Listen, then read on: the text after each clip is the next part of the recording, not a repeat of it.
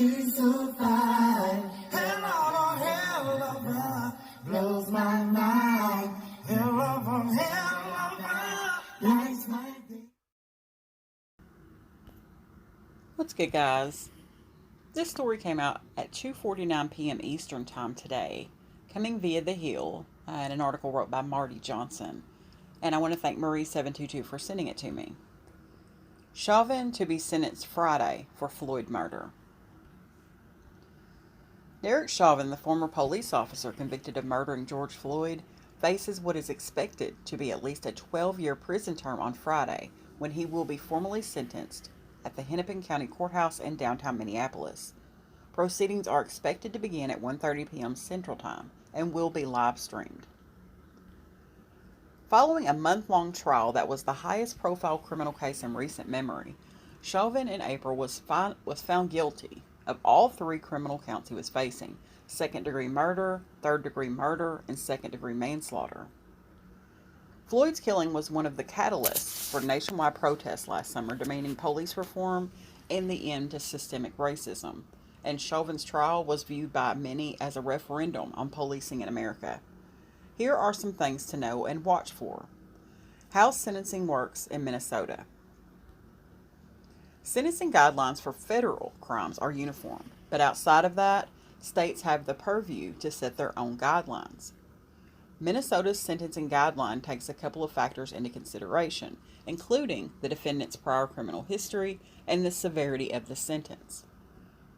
Additionally, even though the former Minneapolis police officer was convicted of 3 charges, since those charges all stem from the same action, killing Floyd, the length of the sentence will correlate to the guidelines for his most serious crime, unintentional second-degree murder. Per state guidelines, the maximum sentence for unintentional murder in the second degree is 40 years. But because Derek Chauvin has no previous criminal record, the presumptive sentence is 12.5 years. The only other Minnesota cop ever to be convicted of murder was Muhammad Noor, who was convicted of second-degree manslaughter and third-degree murder in April of 2019, and he received a sentence of that length. Judges in the state, however, are given the discretion to sentence within a certain range that's provided by the guidelines. In this case, that range is 10.67 years to 15 years. That said, Derek Chauvin's sentencing is more complicated than that. Prosecutors are allowed to ask the judge to go outside of this range and increase a defendant's sentence because of aggravating factors, characteristics of the crime that warrant a harsher term.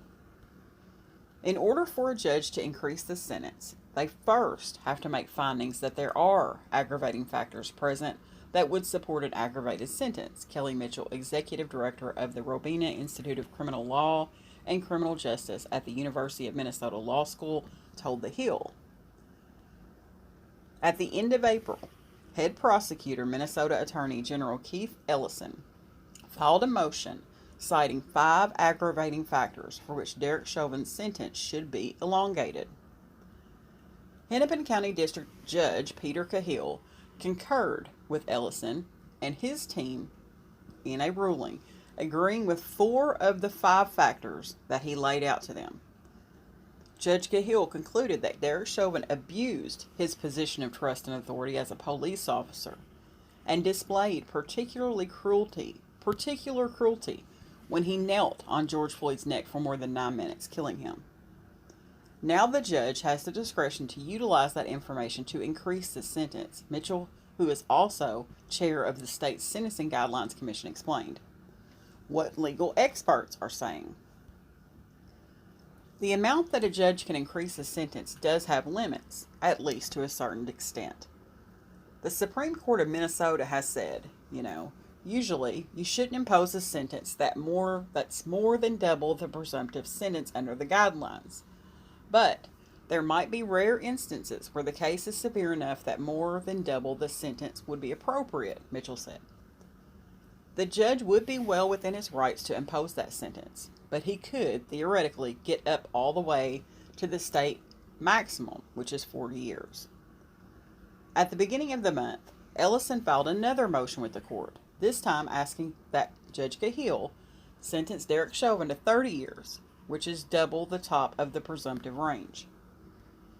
There's a good chance that Derek Chauvin's sentence falls between 15 and 30 years, attorney Christopher E. Brown, an expert in excessive force cases, told The Hill. Brown likened Judge Cahill's position to that of a mediator in federal court whose decision leaves both sides wanting more. If Cahill can explain his decision in a way that makes the community feel like he should have gotten more, and Derek Chauvin and his defense team and the law enforcement community as a whole feel like he should have gotten a little bit less, Brown said, then he might find that sweet spot where it's going to allow the community and police departments across the country to move forward, and we can get some progress on these issues. First step. Advocates and progressive lawmakers view the journey towards justice somewhat differently. When the verdict was announced, they expressed happiness and relief, but also a refusal to let the conversation about police reform and racial justice stop. This verdict is a step, first-term progressive Representative Cori Bush said at the time. It's a popping of the lock to be able to get to the place where we can open the door and really start to do the work to save lives. When asked about the significance of Derek Chauvin's sentencing length, Amara Inyaya, policy and research coordinator for the Movement for Black Lives, told The Hill that the need for real change still exists, but that what the Floyd family equates to justice shouldn't be dismissed going into Friday. Regardless of the length of the sentence, we're still dealing with this systemic issue, and it means we can't take our eye off the ball when it comes to what our community and people demand and deserve. Appeal.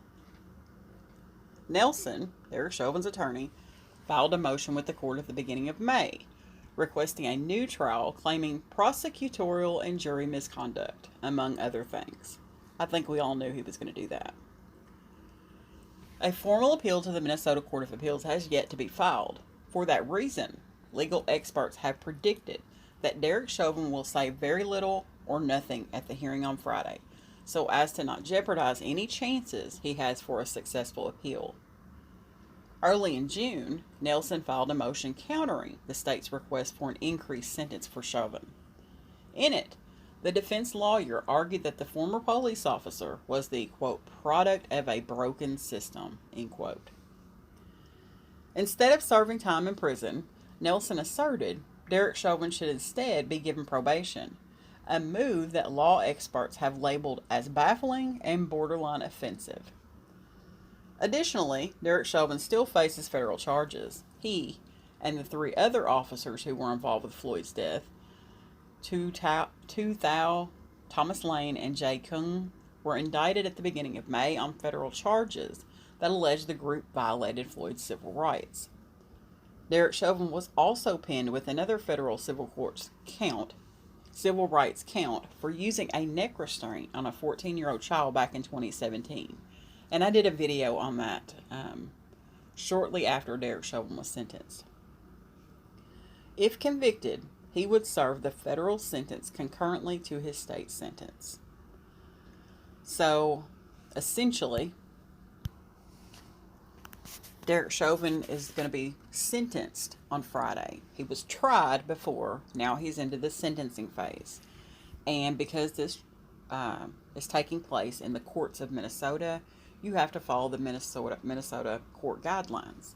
Now, the guidelines looks at 2 things: a prior history of criminal behavior and the severity of the sentence for which he was found guilty of. Charge, rather. So, he has no previous history, no criminal history. And what they're going to do is they're going to use the most serious crime, which is the unintentional second-degree murder. And the maximum sentence for that is 40 years. But, because like I said, he has no criminal record, that means the presumptive sentence is 12.5 years. Now, the judge does have some discretion. Mostly, when you have to look at this chart. Oh, he committed this crime. He's going to fall into this area. That's how many years he has. Boom, it's over. But the judge does have some discretion on sentencing. So in this particular case, the judge can, the guidelines, it says, range from 10.67 years to 15 years.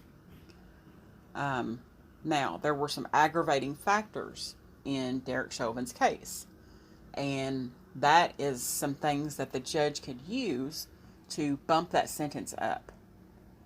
So he has agreed, Judge Cahill has agreed with the prosecution on 4 of the 5 aggravating factors that they brought up in regards to Derek Chauvin's case.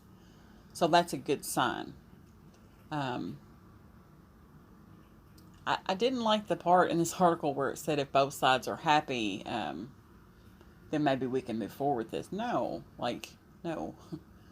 Maybe if you guys follow the rules, apply the guidelines, let the judge use his discretion, bump this up since he agreed on 4 of the 5 aggravating factors, and he gets a sentence that is appropriate for taking all of that into account, then I'll be happy with at least knowing that he is going to sit behind bars for the appropriate amount of time, because you can't serve justice, because justice would be that George Floyd would be still alive and standing there. We can't do that, so the next best thing is to hold someone accountable. And Derek Chauvin needs to be held accountable, and he needs to be held accountable by an appropriate sentence, and that's just the best way to say that. So I'm going to end the video on that note, but I definitely wanted to bring this to the channel. Thanks for watching, guys.